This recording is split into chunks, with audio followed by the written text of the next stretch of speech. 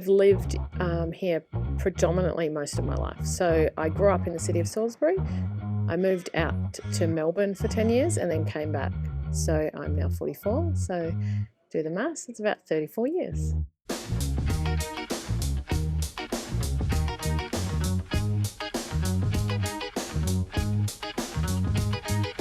I'm not sure if many people know, but the city of Salisbury has 32 suburbs. With 32 suburbs, that's a lot of people.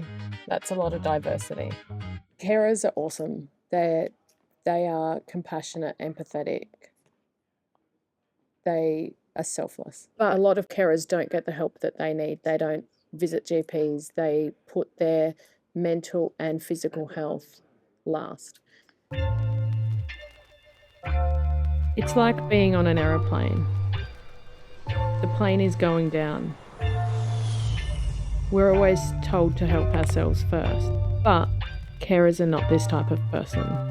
It's really hard to be a carer. You don't know what you're doing. Things can change in a second. I don't know that it's selfless. I think it's just what you have to do.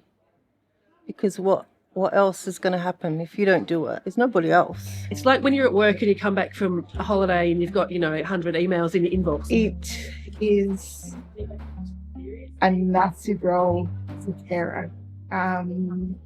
It is hard work, and it is hard work finding help when you need it. The carer role is really important because someone needs to do that role. There's not enough funding, there's not enough services where if all the carers were to walk away, the system would collapse. Almost half of Australian carers experience psychological distress, but this number goes up to 88% in the city of Salisbury. For most carers, they don't get the privilege of learning how important it is to look after yourself. And I think most of them don't have the resources to be able to do that.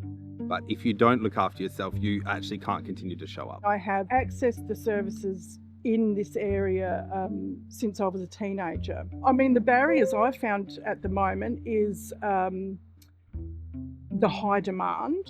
There's a high demand, so you are going on a long wait list for these services. Make an appointment, get ready, go somewhere, be there, come back. It's a lot of time, it's a lot of emotional energy when there's already so much of a mental load that we're carrying. All my sick leave has been actually taken up with my caring role. So it means that I don't have time to get sick.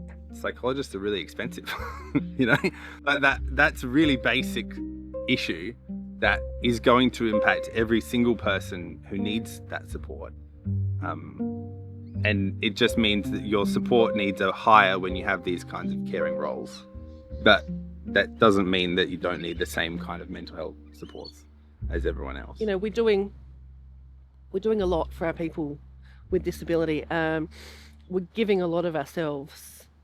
And sometimes we just need a bit of support to be able to continue to do that. I remember a time where my son, we were walking through Elizabeth and the shopping centre, crowded shopping centre, and he wanted to run off. So I've grabbed his arm, grabbed a trolley, I picked him up, put him in the trolley, and I just put my head down and I just walked, and he's screaming the whole time. And as I was getting towards a little cafe, a lady came out and she made eye contact with me, and I thought, oh, here I go, she's going to have a go at me.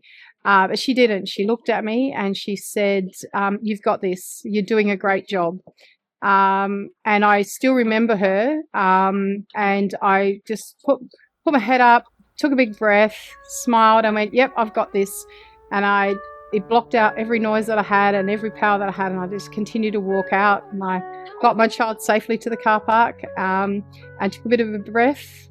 And reset. But if it wasn't for that lady's kindness of coming out and just saying, you've got this, I don't know what would have happened.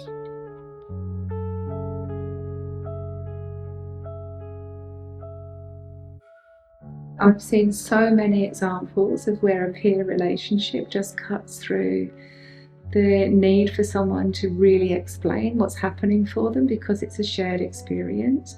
And even though the experience may not be directly the same, there's so much knowledge that's acquired and skills and just the understanding of what it means to be a carer, for instance, that can be shared in a really safe and relational way. But what I've also seen is that because those carers have been involved in the systems around caring, they also have a huge knowledge of what it's like to navigate the services in the system, what it means to advocate for yourself in terms of getting the supports that you need, and also that permission-giving space where carers who may be struggling and not identifying that they could benefit from additional support, it increases that sort of level of confidence in asking the questions, maybe taking small steps in bringing support services into their lives, and actually understanding the importance of self-care in their role as a carer.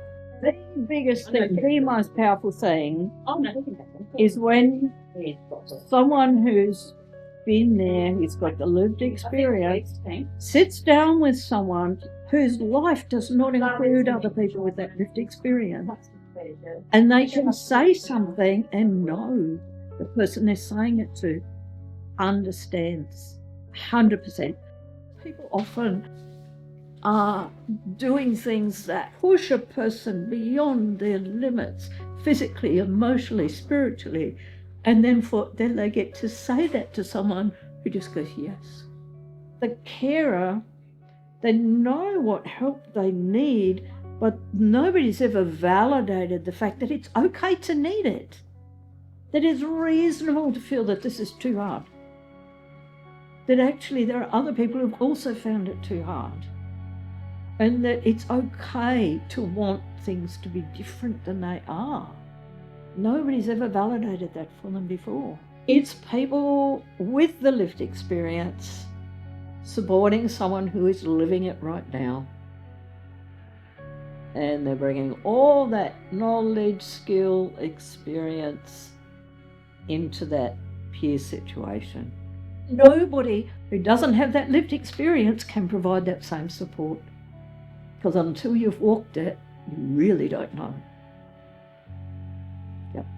So I think that through a social prescribing lens, we're really seeing the benefits in a peer relationship that can position people in a different way in approaching those challenges that they might be experiencing in their own community and in their own life. We've seen many examples in the work that I've been doing where a peer work program might well be funded for a period of time to demonstrate impact. We always see great impact demonstrated, and yet because it's not an ongoing funding option, some organisations would really struggle to maintain that particular program. So I would say to be able to demonstrate impact, to secure ongoing funding, or to look at ways in which the existing infrastructure in an organisation could support a peer program. So what other roles are in place that could operate as the professional that supports those peer workers? What other programs are already funded that maybe you could value add with a peer workforce?